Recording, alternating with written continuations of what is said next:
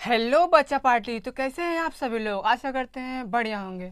तो मैंने आपको पिछली वीडियो में क्लास 10th के सिलेबस के बारे में बता दिया था। तो आज हम पढ़ेंगे क्लास 10th का जो पहला चैप्टर है वास्तविक संख्या, उसके बारे में पढ़ेंगे। और ये बहुत ही धमाकेदार वीडियो है। ये हमारे कक्षा 9 और 10वीं के लिए बहुत इंपॉर्टेंट, क्योंकि आज मैं बेसिक बताने वाला हूँ आपको संख्या के बारे में। जैसे कक्षा 9 में हमारा मिलता है संख्या पद्धति है, ऐसे ही हमारे वास्तविक संख्या दो कक्षा 10वीं की वीडियो में। तो मैं आपको सबसे पहले बता दूं संख्या के बारे में। तो इस वीडियो में मैं आपको संख्या के बारे में बताऊंगा। तो चलिए इस वीडियो को स्टार्ट करते हैं। अगर आपको हमारा पढ़ाया हुआ बातें या समझ में आ रहा होगा तो हमारे वीडियो को लाइक और हमारे चैनल को सब्सक्राइब ज़रूर करना। तो चलिए स्टार्ट करते हैं। तो सबसे पहले हम देखेंगे प्राकृतिक संख्याएँ। प्राकृतिक संख्या आखिर क्या होती हैं? प्राकृतिक संख्याएँ को हम बोलते हैं इंग्लिश में नेचुरल नंबर।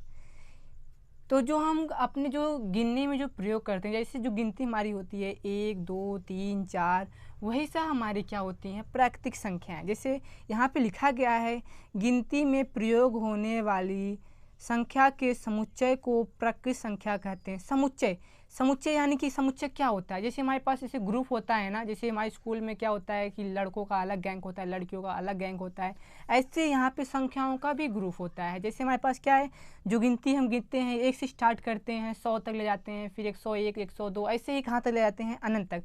क्या आप इसमें जीरो क्यों नहीं होता? क्यों? अगर हम गिनती स्टार्ट करेंगे, क्या हम जीरो से स्टार्ट करते हैं? नहीं ना। तो गिनती हम स्टार्ट करते हैं 1 से, यानी कि जहाँ से हम गिनती स्टार्ट करते हैं वहीं से हम उसे बोल सकते हैं कि ये हमारी क्या है, एक प्राकृतिक संख्याएं हैं। तो आपको ये समझ में आ गया होगा। तो मैं बता दूं आपको, जैसे हमारे पास दो क्रमागत संख्याओं के बीच का अंतर क्या होता है। आप समझिए क्रमागत क्या होता है, यानी कि जैसे हम देखते हैं छोटे से बड़े, बड़े से छोटे, ये क्या होते हैं, क्रम में होते हैं ना, उसी को बोलते हैं क्रमागत। तो यहाँ पे दो क्रमागत संख्याओं का बीच का अंतर, यानी कि देखते हैं यहाँ पे दो क्रमागत 1 और 2 है, ये क्रम में है ना, 1 के बाद 2 आएगा, 2 के बाद 3 आएगा, 3 के बाद 4 आएगा।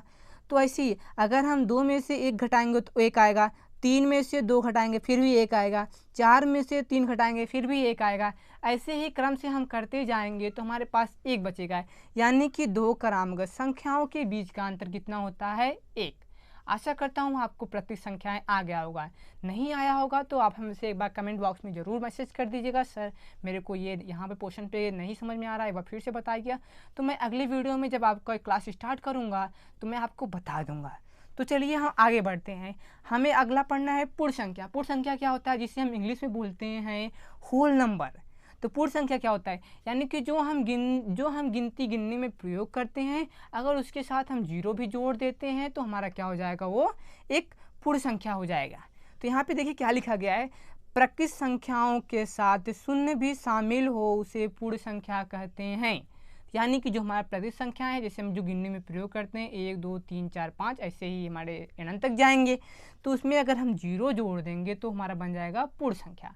आपको जाहिर सी ये बात, ये तो ईजी है, आराम से समझ में आ गया होगा कि जो हम अभी तक पिछला में पढ़ा प्राकृतिक संख्या, प्राकृतिक संख्याएं, उसी में अगर हम जीरो जोड़ देते हैं तो हमारा बन जाएगा पूर्ण संख्याएं। तो इसका भी सेम वही, दो क्रमागत संख्याओं का बीच का अंतर क्या होगा। देखिए, एक में से जीरो घटाएंगे तो भाई किसी में से अगर जीरो घटाएंगे तो उतना ही बचेगा, यानी कि एक में से अगर जीरो घटाते हैं तो कितना बचेगा, 1 बचेगा।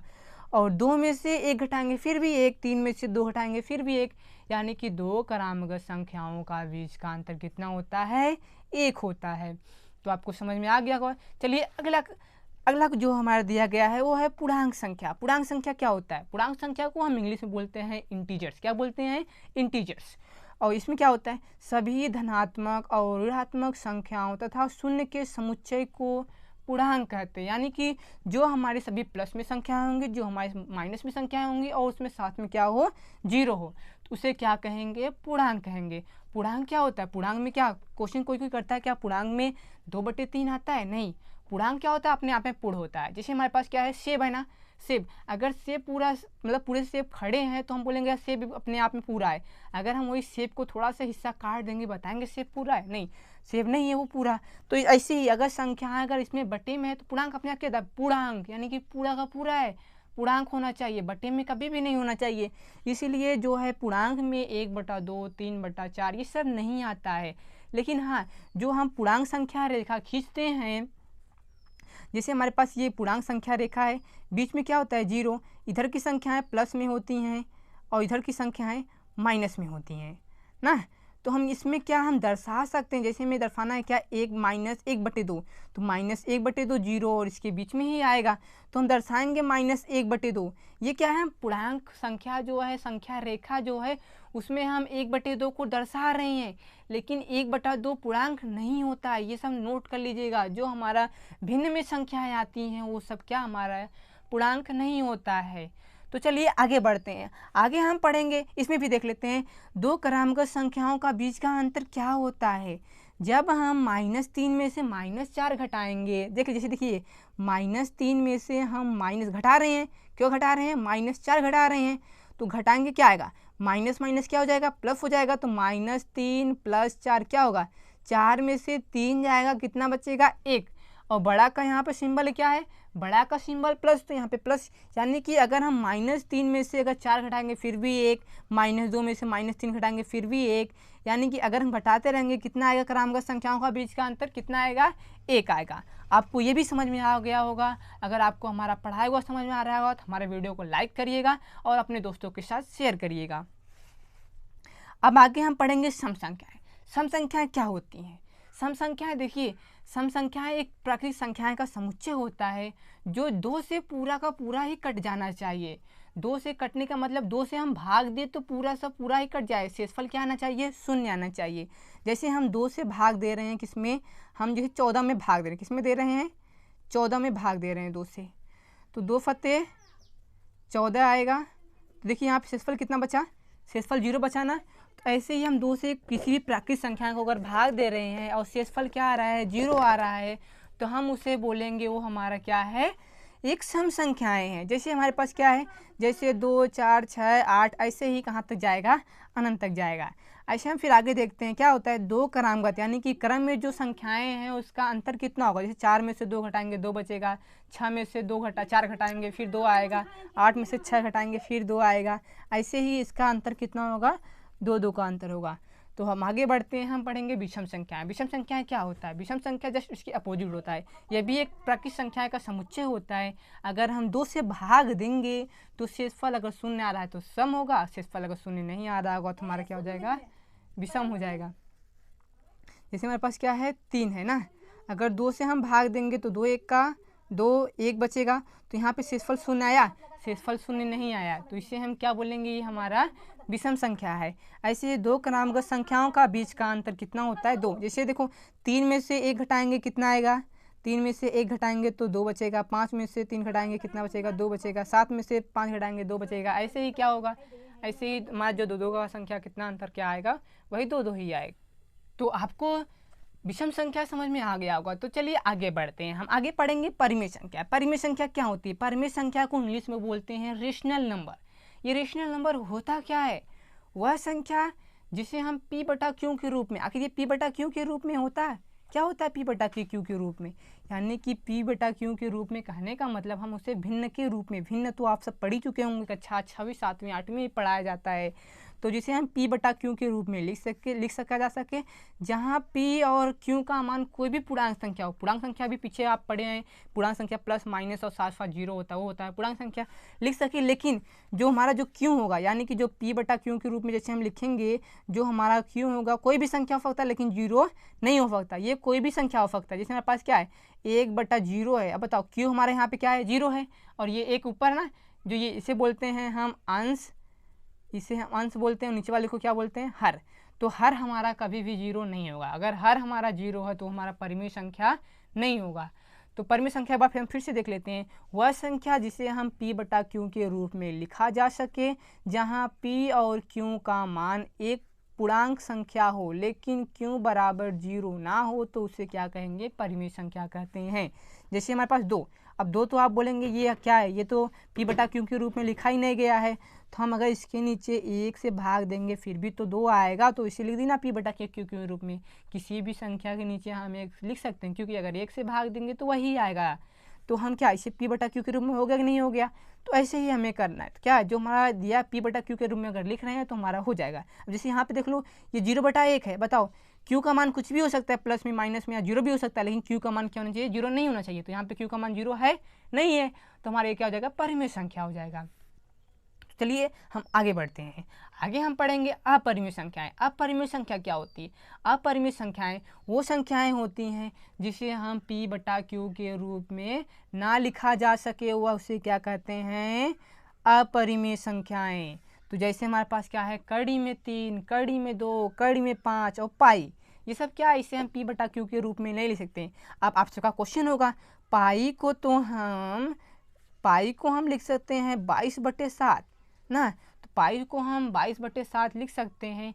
लेकिन आपको ये पता नहीं, आप जब भी कभी किसी क्वेश्चन में देखेंगे, अगर वहाँ पे अगर पाई दिया गया है तो उसका वैल्यू दिया रहेगा कि हाँ यहाँ पे पाई का वैल्यू आपको 22/2 या तो पाई की वैल्यू आपको 3.14 रखना होगा, इसलिए वहाँ पे आपको बताएगा। लेकिन ये क्या है, एक एग्जैक्ट मान नहीं है पाई का। पाई का मान और अलग अलग, जैसे पाई का मान 3.4 और इसके आगे आगे कई मतलब संख्याएं आती हैं। पाई का मान फिक्स नहीं है जिसे हम p/q के रूप में नहीं ले सकते हैं, इसीलिए पाई हमारा क्या है, अपरिमेय संख्याएं हैं।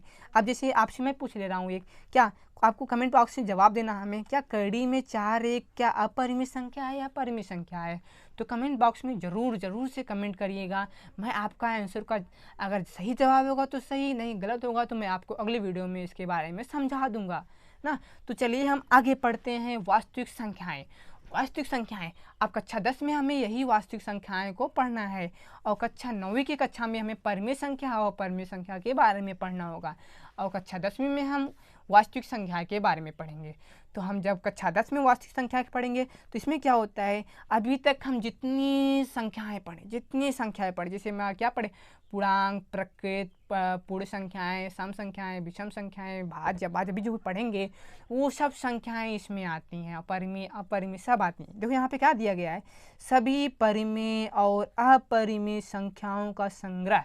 संग्रह क्या होता है, जैसे क्या होता है, हम अपने घर में खाना बनाने वाले सामान होता है ना, जैसे किचन में तो दाल चावल सब रख के कहते हैं हमारा खाना बनाने का सब कुछ सामान इकट्ठा हो गया है, इकट्ठा होने को ही बोलते हैं संग्रह।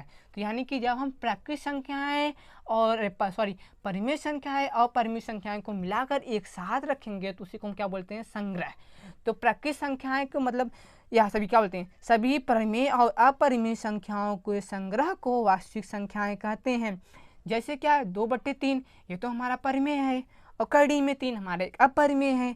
इन दोनों को साथ रखें इसलिए हमारा क्या है, ये एक वास्तविक संख्याएं हैं।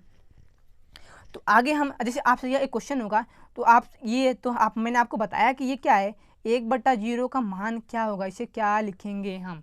आप सब कमेंट बॉक्स में इसका भी जवाब देना, इसका क्या वैल्यू होता है, इसका भी लिखते हैं सब, इसका भी मान होता है, क्या मान होता है, अपने कॉमन सेंस से सोच के बताइएगा या कहीं सर्च करके बताइएगा, लेकिन हमारे कमेंट बॉक्स में ज़रूर बताइएगा। तो हम आगे बढ़ते हैं। आपको इतना मुझे आशा होगा कि आप सभी को समझ में आ गया होगा। अगर आपको कहीं प्रॉब्लम है तो मुझसे एक बार ज़रूर पूछ लीजिएगा। तो चलिए आगे हम पढ़ते हैं भाज्य संख्याएं।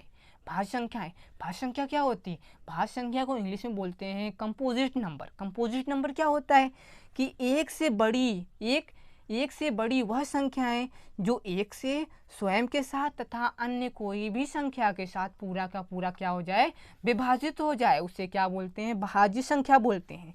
जैसे हमारे पास क्या है, एक से बड़ी होना चाहिए, तो एक से बड़ी क्या है, 2 स्वयं से कटेगा, एक से कटेगा, लेकिन वो कोई नंबर से कटेगा, नहीं कटेगा तो हमारा वो क्या हो जाएगा, भाज्य।